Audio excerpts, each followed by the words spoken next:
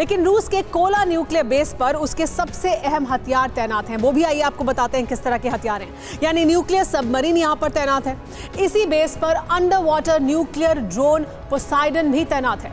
Worship से fire होने वाली न्यूक्लियर मिसाइल जिरकॉन भी यहां कोला पेनिनसुला में तैनात है।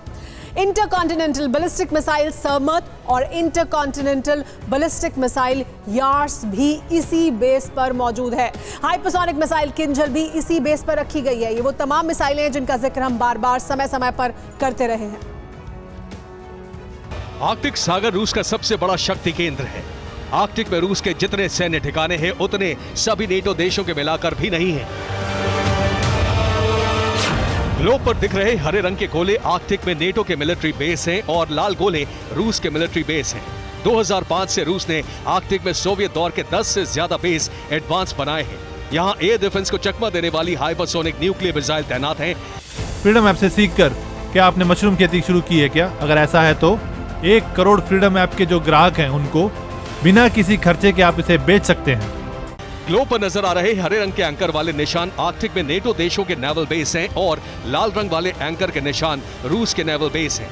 रूस ने आर्कटिक में पोर्ट, इंफ्रास्ट्रक्चर और जहाजों पर खूब खर्च किया है। इसी तरह हरे रंग हवाई जहाज के निशान नेटो के एयरबेस हैं और लाल रंग के रूस के एयरबेस हैं। आर्कटिक में रूस की हवाई पट्टियां और एयरबेस सभी नेटो देशों से ज्यादा है।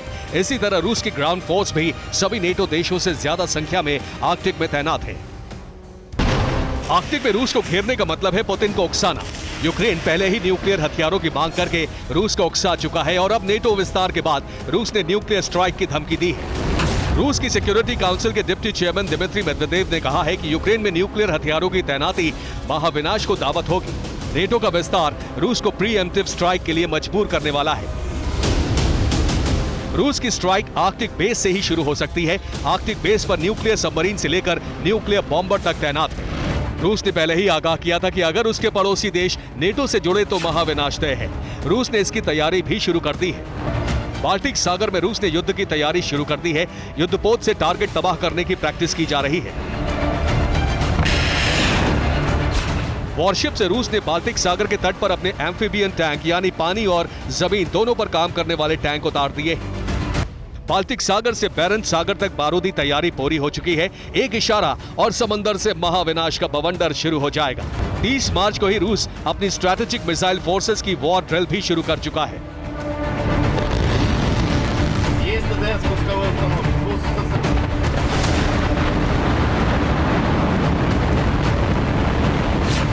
रूस के राष्ट्रपति पुतिन ने बड़े और लंबे युद्ध की तैयारी कर ली है।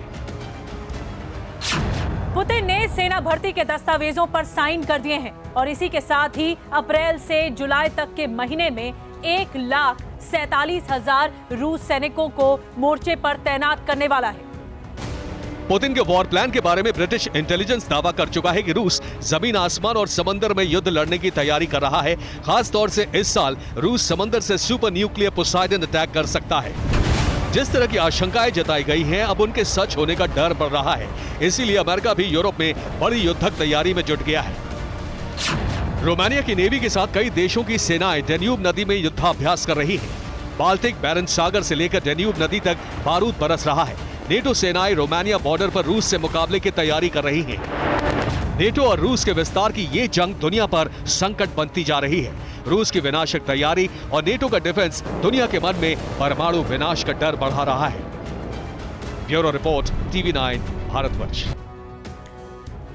फ्रीडम ऐप से सीखकर क्या आपने मशरूम खेती शुरू की है क्या? अगर ऐसा है तो 1 करोड़ फ्रीडम ऐप के जो ग्राहक हैं उनको बिना किसी खर्चे के आप इसे बेच सकते हैं।